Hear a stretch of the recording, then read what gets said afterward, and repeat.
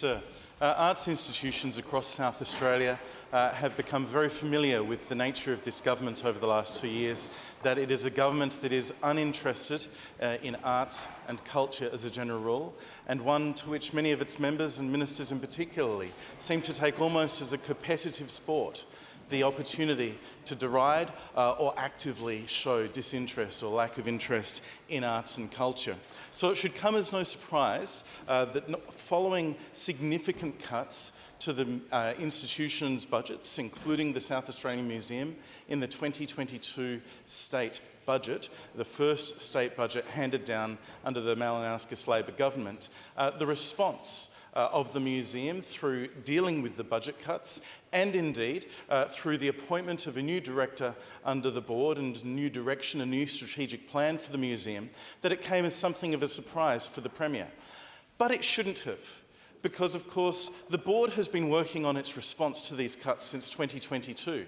A minister and a government and a cabinet who was awake to their duties and their responsibilities should have been alive to it then. We asked questions in this chamber about the impact of budget cuts on the museum over the last 2 years. Last year, there was a series of meetings of the board dealing with how to progress their review of research and collections. At one point, they waited until the new director was on the ground so that he could have a say in how that went forward. It culminated in September when the museum came up with the museum director came up with the restructure plan. This is all available in the board minutes and the transcript of the Budget and Finance Committee a couple of weeks ago.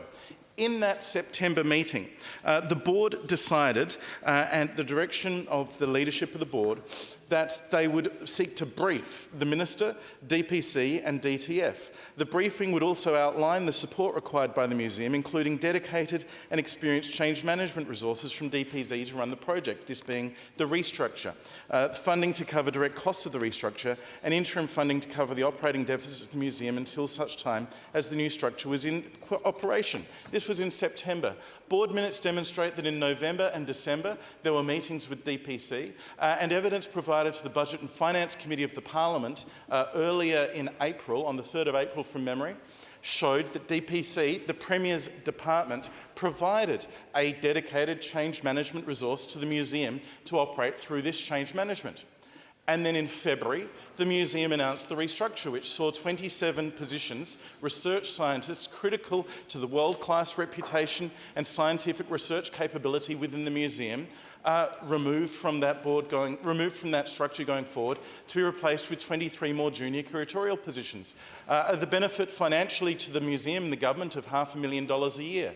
The idea that this government's budget cuts in 2022 in the hundreds of thousands of dollars at a time of cost escalation is remarkable. And the fact that the Premier today seemed to think that the only budget cuts ever applied to the museum were those in 2018 or 2019 is beyond remarkable, given that it is within his department that they are managing this process. It was his government that cut those funds at a time of cost escalation. And we've been asking the Minister for Arts about this, not just in February and March this year, but last year as well.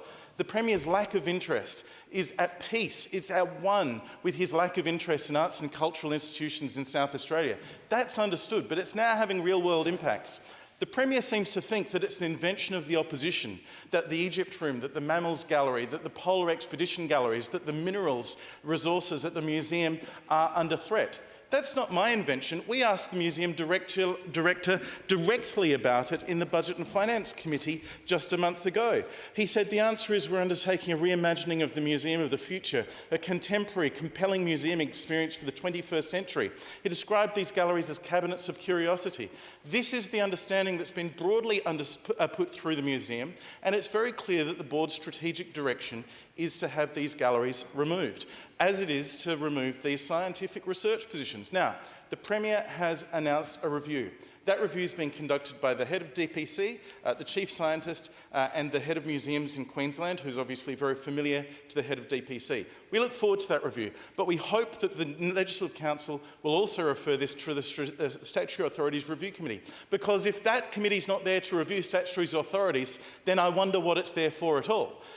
This clearly needs to go further, because the government has put a pause on these plans, but not a cancellation, and it's clear from the board minutes that without substantial new funding, at the very least a re-provision of the funding cut in 2022, the board is caught between a rock and a hard place, and we need to keep this pressure on this government to ensure that the museum and the things that are valued about it are not cast away like so much driftwood. The member for Stewart.